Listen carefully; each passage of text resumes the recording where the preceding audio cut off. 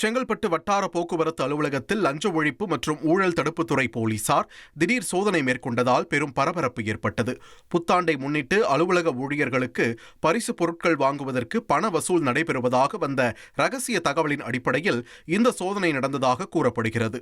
சில ஊழியர்களிடம் தனித்தனியாக விசாரணையும் நடத்தப்பட்டதாகவும் தகவல்கள் வெளியாகியுள்ளன. புத்தாண்டை முன்னிட்டு நடிகர் அஜித்குமார் வாழ்த்து தெரிவித்துள்ளார். திரைப்படம் கார் ரேஸ் மட்டுமின்றி நடிகர் அஜித்குமார் துப்பாக்கிச் சுடுதலிலும் கவனம் செலுத்தி வருகிறார்.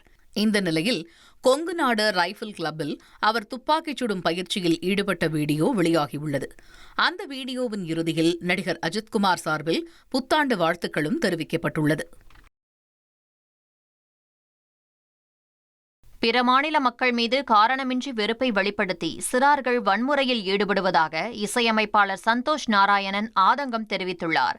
திருத்தணியில் வடமாநில இளைஞர்கள் தாக்கப்பட்ட சம்பவம் தொடர்பாக அறிக்கை வெளியிட்ட அவர், சென்னையில் தான் வசிக்கும் பகுதி போதைப்பொருள் பழக்கத்துக்கு அடிமையான ரவுடிகளால் மிகவும் ஆபத்தான பகுதியாக மாறிவிட்டதாக வேதனை தெரிவித்துள்ளார்.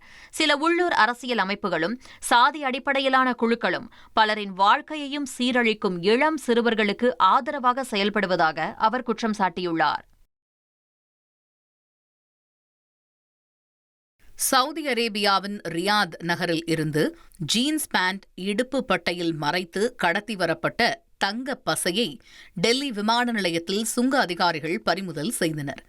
அந்த பயணியிடம் இருந்து சந்தேகத்திற்கு இடமான பொருள் எதுவும் கண்டுபிடிக்கப்படவில்லை என்றாலும் அவருடைய நடவடிக்கையில் சந்தேகமடைந்த அதிகாரிகள் அவருடைய உடையை சோதனை செய்து பசை வடிவில் இருந்த 196.5 கிராம் தங்கத்தை பறிமுதல் செய்தனர்.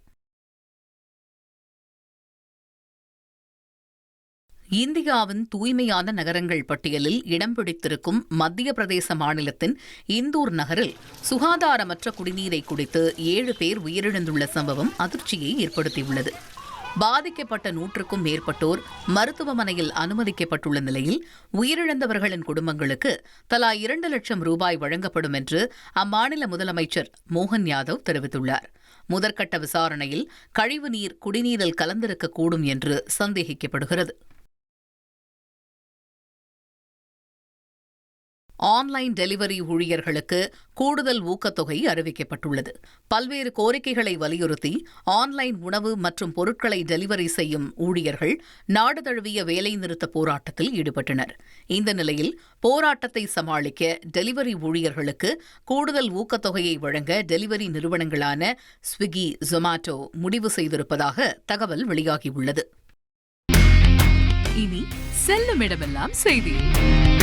தந்தி டிவியின் வாட்ஸ்அப் சேனலை ஃபாலோ பண்ணினா செல்ல இருக்கும் இடமெல்லாம் செய்தி. இதோ QR கோட் இப்பவே ஸ்கேன் பண்ணுங்க, ஃபாலோ பண்ணுங்க.